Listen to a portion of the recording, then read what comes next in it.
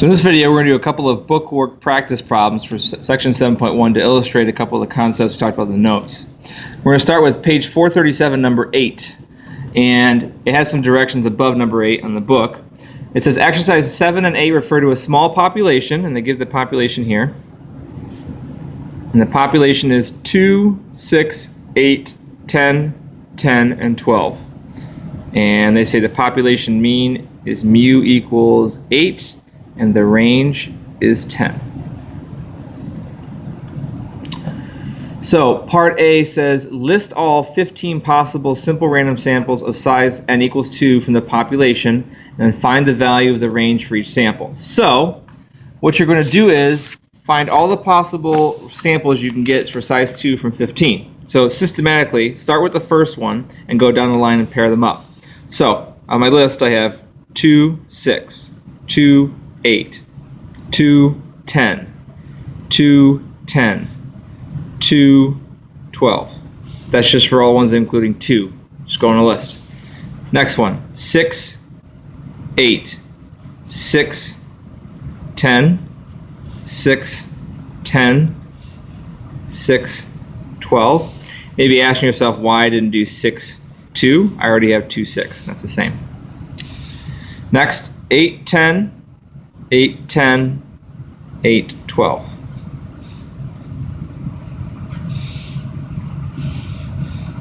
Then I have 10, 10, 10, 12, and finally 10, 12. And that's all 15. So this says you're going to find the range for each sample. So you need the biggest minus the smallest. So I'm going to try my best to keep it neat here. So here it's 4, 6 minus 2.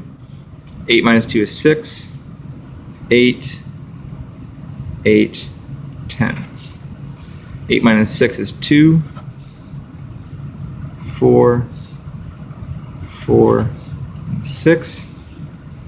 Then I have 2, 2, 4. When you subtract those, 0, 2, and then 2.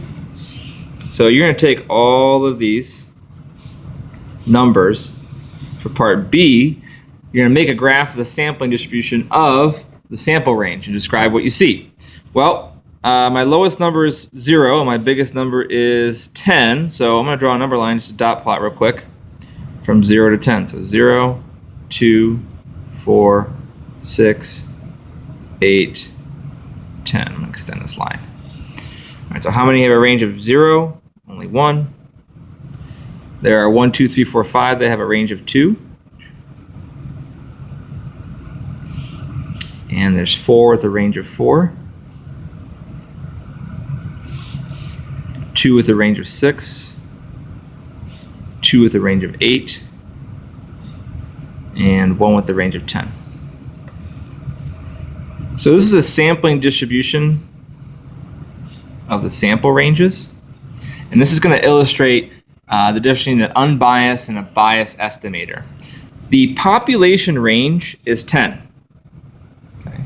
So if I draw just a dashed line at 10, you'll notice that this distribution is not centered around 10. It's centered around some number in here. And this distance between these two, because it's so big, we call range a bias estimator. Meaning that we can't find the mean of the distribution of ranges and just call it the population range. We can't use range as our estimator. It's not going to work out because our distance between these two is too big. If you were to find the mean of your distribution, it would match up to the population number. That's what's called an unbiased estimator. If you try number 7, you do it with mean, and you'll see whether or not mean actually becomes an unbiased or biased estimator in that example for number 7. But because the population parameter is not even close to the mean of the sampling distribution, range is a biased estimator. Okay, let's go on to number 10. Number 10 talks about tall girls. So we're looking at girls' heights. According to the National Center for Health Statistics, the distribution of heights for 16-year-old females is modeled very well by a normal density curve with a mean, or mu, of 64 inches and a standard deviation of 2.5 inches. So let's write these down. Mu equals 64 and sigma is 2.5, both the population. Okay. To see if this distribution applies at the high school, an AP stats class takes a SRS of 20 of the 316-year-old 16-year-old females at the high school and measures their heights. What values of the sample mean X would be considered to be in the population distribution of 64, 2.5? To find out, we used a software to simulate the choosing of 250 simple random samples of size 20 for a population of 64, 2.5. The figure below is a dot plot of the sample mean height from each sample. So to get an idea of what it looks like here, this is what it looks like for number 10. Sorry, this is what it looks like number 10 here. So this is the claiming that you're using the population of mean 64 and 2.5, 250 simple random samples of size 20. This is what it would look like. This is the sampling distribution of X bar, or the mean. Part A says there's one dot at the graph of 62.4.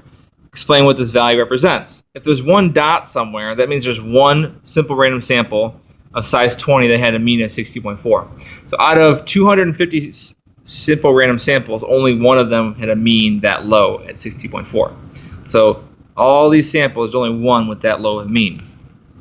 B, describe the distribution. Are there any obvious outliers? So when you describe it, shape, center, spread, almost symmetric or symmetric. 64 appears to be the mean. The range, anywhere from 65.8 to 62.4. Doesn't seem to be any obvious outliers here. Seems to be a nice curve going on. Part C, would it be surprising to get a sample mean of 64.7 or more in a simple random sample of size 20 when mu equals 64? Justify your answer. So looking at the graph, 64.7 is right there. There's quite a number of samples around that mean. So would it be surprising? No, it would not be surprising because there's plenty of samples within that area where 64.7 exists. D, suppose the average height of 20 girls in the class's actual samples, X bar equals 64.7. What would you conclude about the population height, or mean height, mu, for the 16-year-olds at the school? Explain. So due to it not being surprising to get 64.7, you can still say that mu is equal to 64. Because your sample is not rare, you can essentially say that this is going to be okay. 64 can be our mu.